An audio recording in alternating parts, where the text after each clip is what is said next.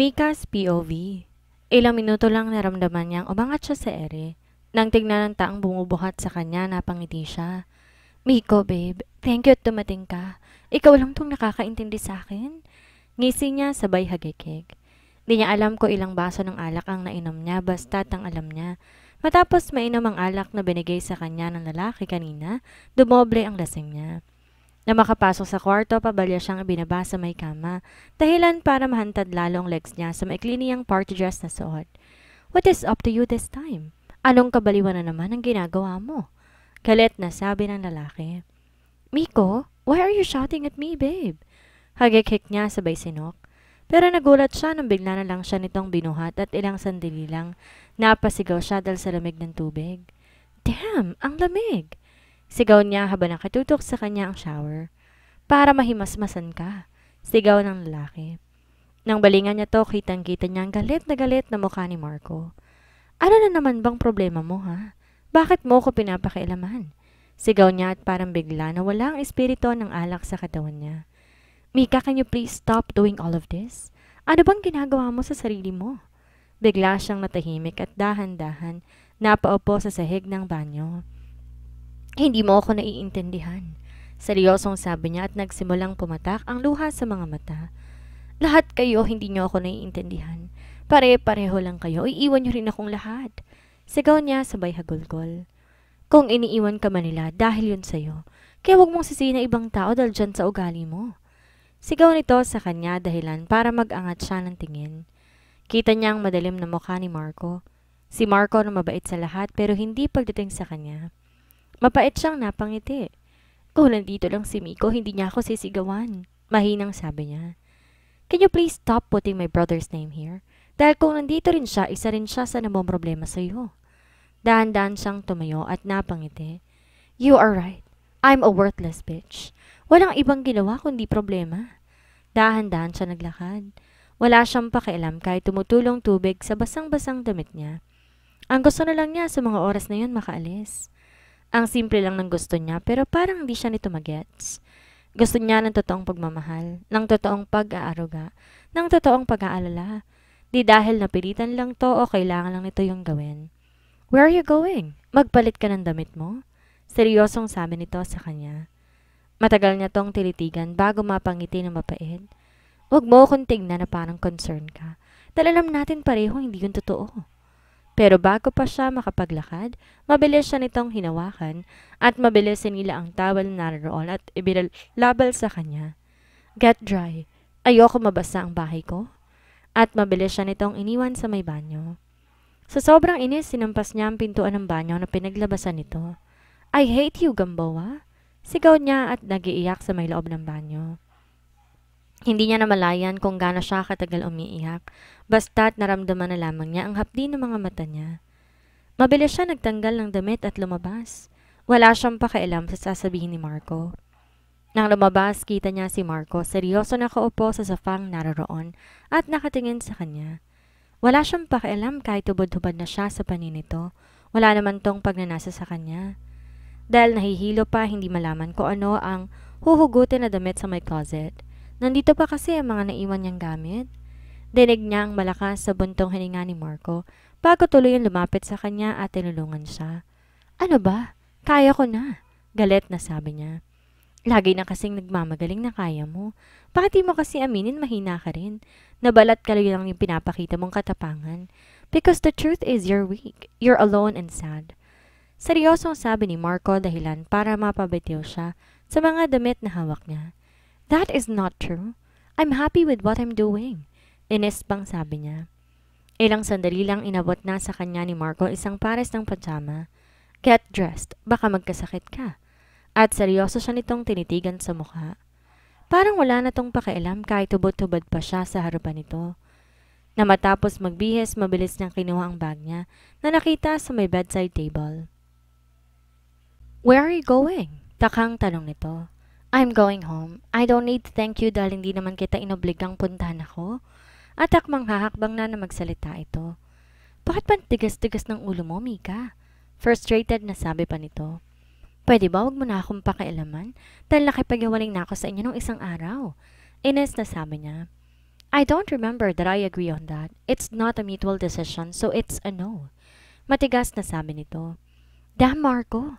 We need to stop this toxic relationship. This is very unhealthy. Then try to be more mature and let us see what will happen. Seryosong sabi pa nito na lalong kinainis niya. Teka lang ha, bakit parang kasalanan ko? Bakit ako lang kailangan mag-effort? In a relationship, dapat dalawa sila. Hindi pwedeng isa lang, pero sa palagay ko, mas ine-effortan mo pa ang babaeng yun kumpara sa akin. Don't drag her here. You wanna go, right? Okay, go ahead and leave. The door is open for you.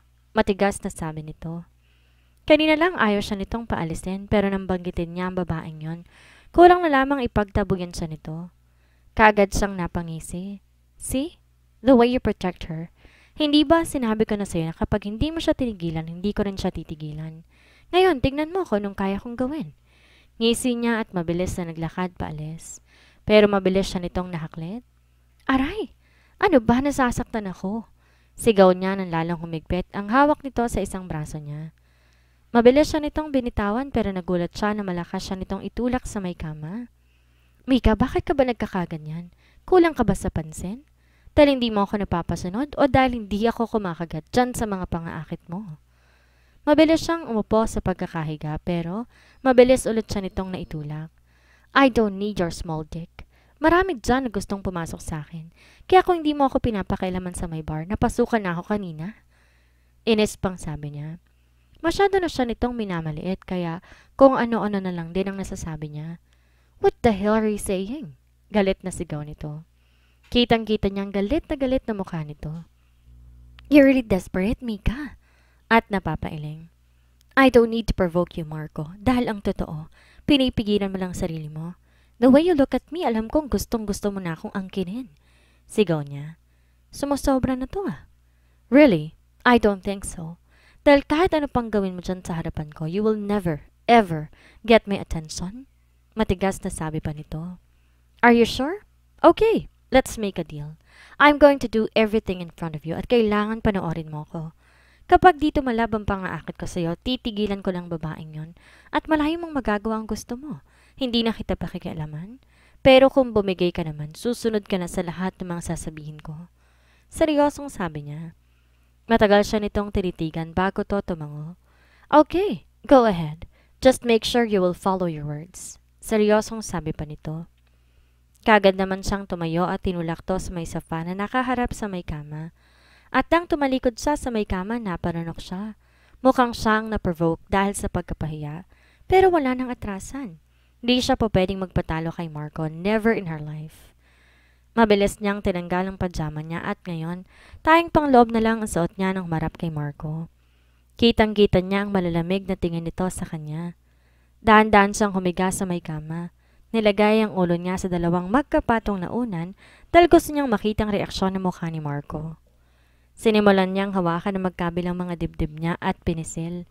Ilang sandali pa tinanggal na niya ang suot niyang bra at pinaglaruan ang magkabila niyang mga dunggot dahilan para mapaungol siya. Daan-daan naman niyang ibinaba ang isang palad sa loob ng underwear nito at tinitigan si Marco habang kagat niya ibabang labi. Nanghagurin ang buong palad niya. Ang pagkababa niya'y napaliyad siya dahil natamaan noon ang gitnang laman doon. Kita naman niya ang paglunok ni Marco. Di tuloy niya maiwasang mapangisi. Tinanggal niya rin ang palad sa loob ng panty niya at ibinuka ang magkabila niyang hita.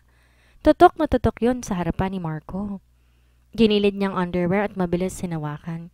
Inikot pa circular motion ang dalawang daliri niya.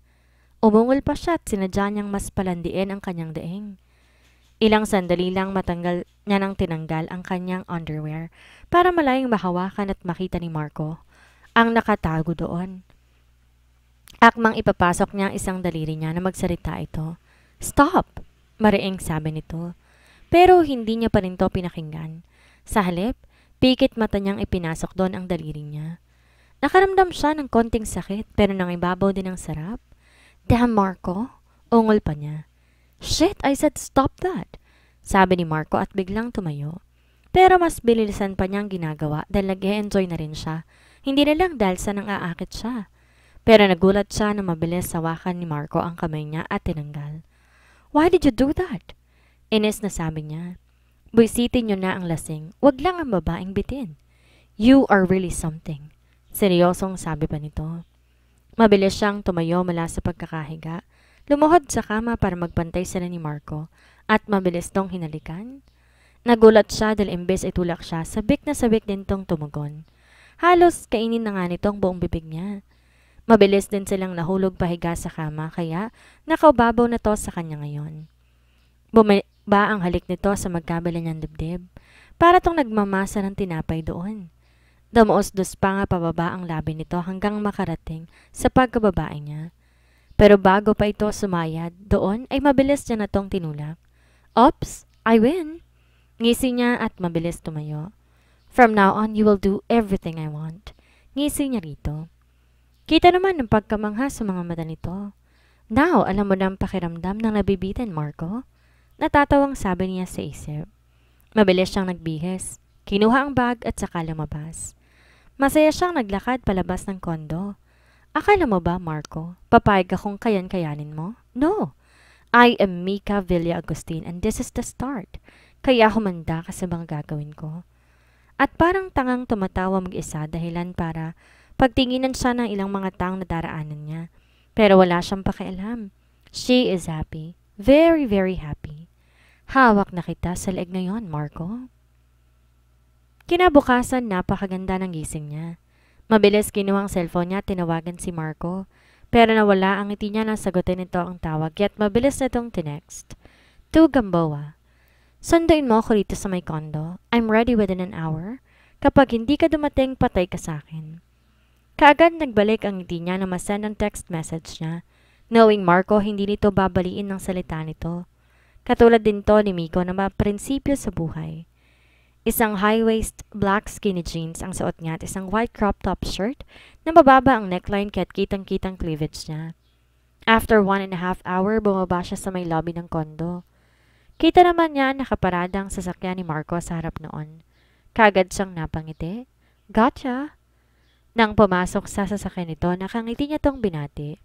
Good morning, baby! At binigyan to ng isang mabilis na halik sa isang pisngi. You're late! Tipid na sabi nito at mabilis nang pinaandar ang sasakyan. I'm sorry, you know naman I need to be beautiful as ever bago umalis. Ngisi niya rito. Napakunot lang ito ng noo at hindi nagsalita. Matchy-matchy pala sila ng outfit ni Marco nang sipatan niya ito.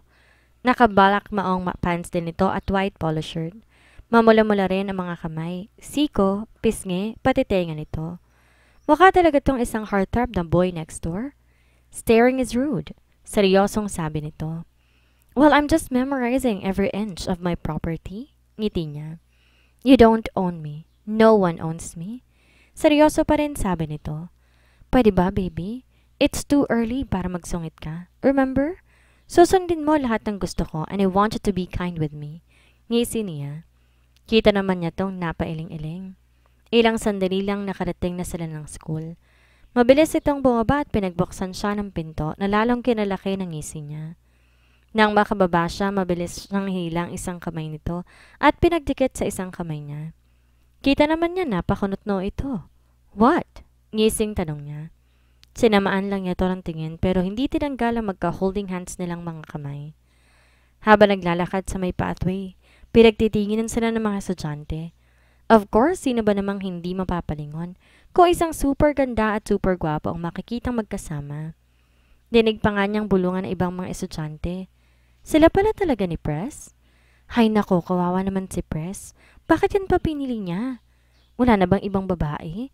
Pinagsawaan niya ng iba't ibang lalaki. Halos sumabog siya sa inis.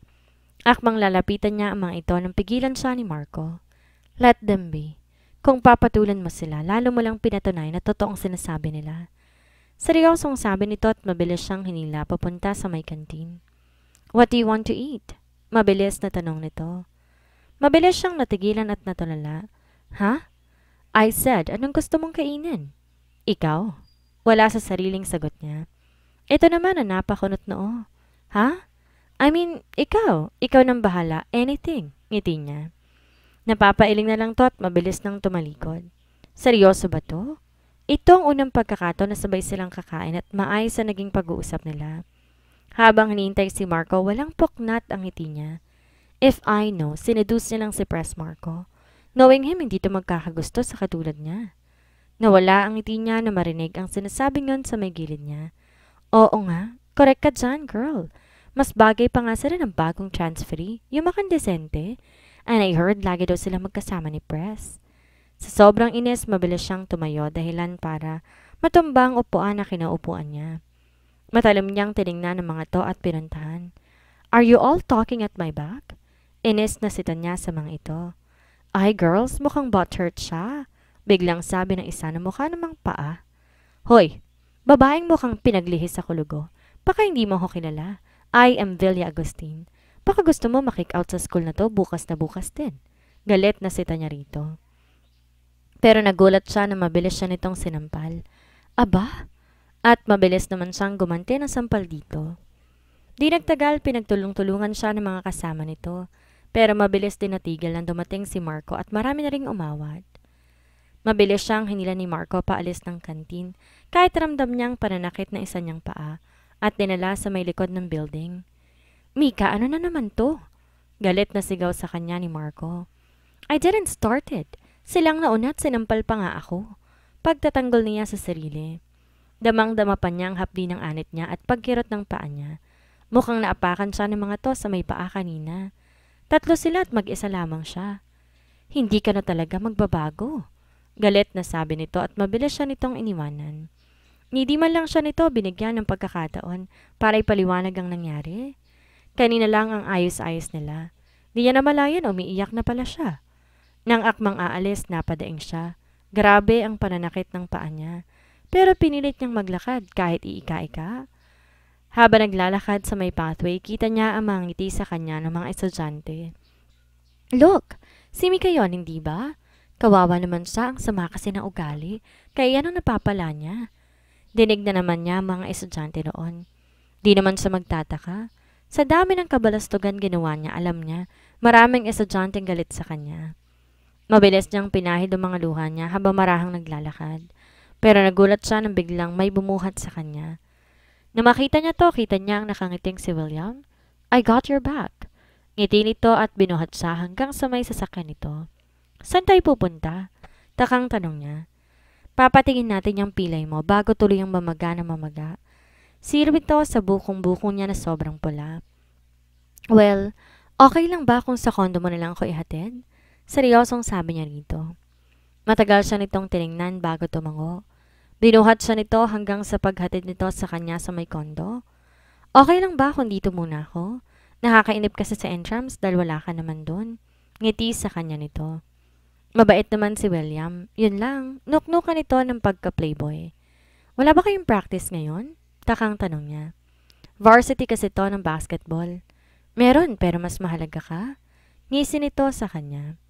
Kaagad din siyang napaismid dito. Sinamahan lang siya nitong manood ng Netflix. Nagpa-deliver din sila ng pagkain. Di naman pala to boring kasama eh. Maybe he can be her friend for real after all.